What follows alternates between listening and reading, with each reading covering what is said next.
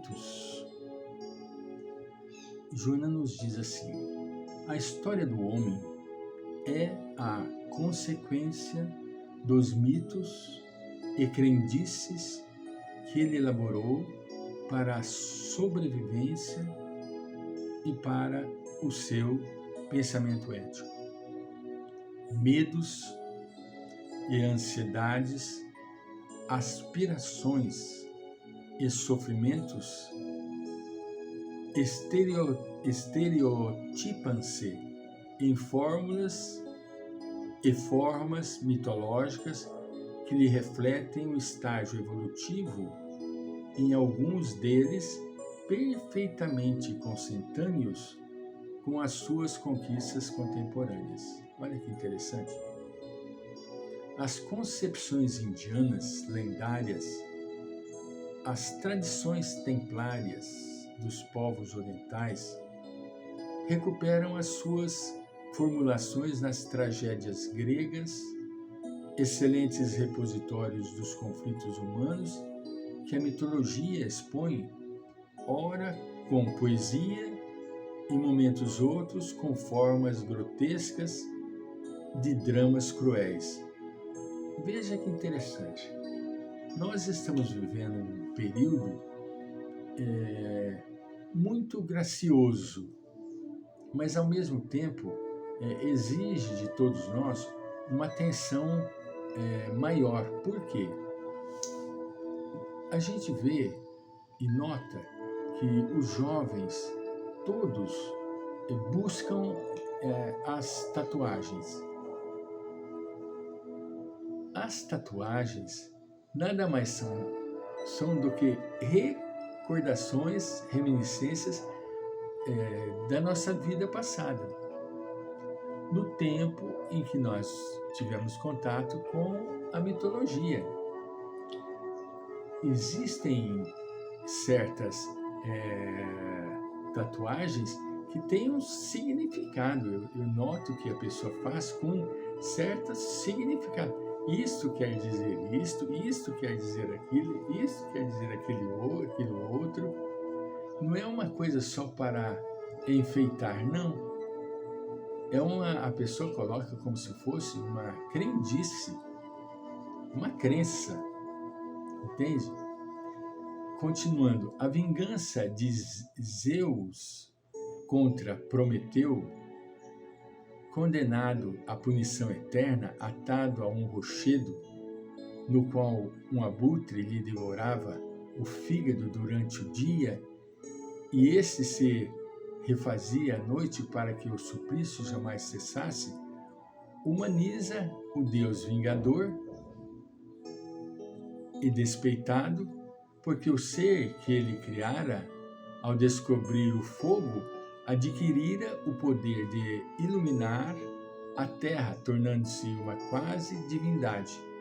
O ciúme e a paixão humana cegaram o Deus que se enfureceu. Olha que interessante. É uma historieta mitológica, mas com fundo consciencial.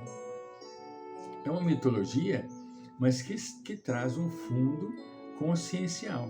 O ciúme e a paixão humana cegaram o Deus que se enfureceu. Zeus contra Prometeu. Isso é um símbolo. Nós vamos volto eu a falar de Jung, no gracioso e maravilhoso livro que fica aqui do meu lado, porque vira e mexe eu estou folheando, O Homem e Seus Símbolos, não é? Que ele fez questão de estudar, porque tem fundamento e traz uma sequência de raciocínio evolutivo. O Criador desejava que o seu gerado fosse sempre um inocente, ignorante, dependente, sem consciência ética, sem discernimento, a fim de que pudesse o Todo-Poderoso nele comprazer-se. Ele queria mandar, dominar. Ele criou alguém que ele queria exercer o poder sobre aquela pessoa. Entende? A desobediência ingênua e curiosa do ser criado trouxe-lhe o ignóbil, inconcebível e merecido castigo, caracterizando a falência do seu gerador. Olha que graça! Criou a criatura, a fim de que ele pudesse exercer todo o seu poder sobre a criatura.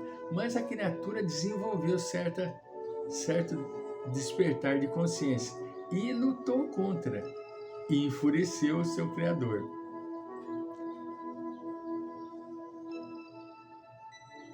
Com pequenas variações, vemos a mesma representação em outros povos e doutrinas de conteúdo infantil, que se não dão conta ou não querem encontrar o significado real da vida.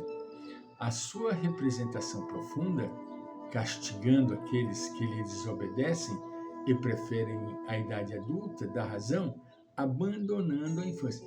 Eu assisto aqui com a minha neta os desenhos, entende? Gosto de desenho.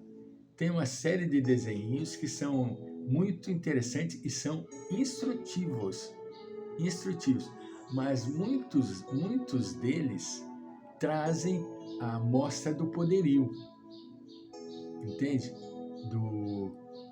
Criando uma criatura poderosa, que nem Moana tem um cara que tem a força, né? Ele era poderoso, mas a Moana era a dona do conhecimento, então ela dominava e fez com que toda a sua tribo entendesse, Moana 1, né? Entendesse a importância das suas mensagens, que a princípio eles desenharam, né? Com pequenas variações, vemos a mesma representação em outros povos e doutrinas. O pensamento cartesiano, com o seu senso prático, deu-lhes o primeiro golpe e lentamente decretou a morte dos mitos e das crenças. Se de um lado favoreceu ao homem que o abandonasse a tradição dos feiticeiros, dos bichos-papões, das cegonhas trazendo bebês, iluminou também as fadas madrinhas, os gênios bons, os anjos da guarda e assim por diante.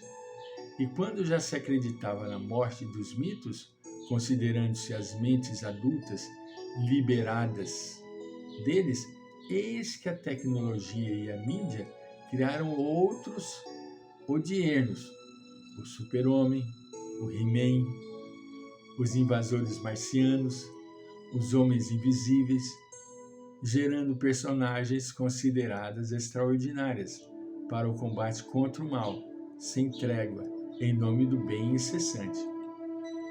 Concomitantemente, a robótica abriu espaços para que a imaginação ampliasse o campo mitológico e as máquinas eletrônicas na condição de simuladores produzissem novos heróis e ases vencedores no contínuo campeonato das competições humanas.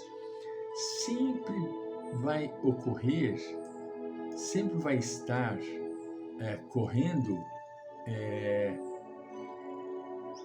o poderoso contra o Criador contra a criatura. E nessa do Criador contra a criatura, sempre o Criador vai lutar para vencer, porque ele é quem criou toda aquela exuberância de máquina.